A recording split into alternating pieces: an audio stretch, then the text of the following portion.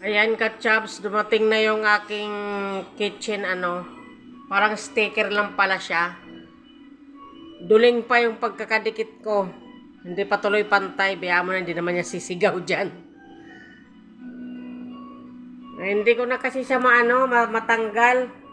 Kasi baka mapunit. Ano lang pala siya, sticker lang pala siya. Hindi ganong pantay, medyo mataas tong isa. Yung pinakatinidor. Ayan siya oh.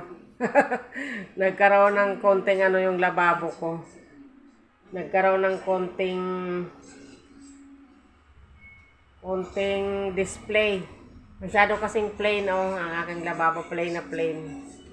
Nilagyan ko siya ng ganyan.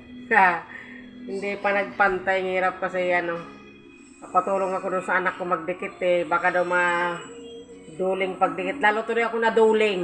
Ayan. Hindi tuloy pantay. Kaya mo na nga. Hindi ko na kasi siya mabakbak baka mapunit. Sticker lang kasi siya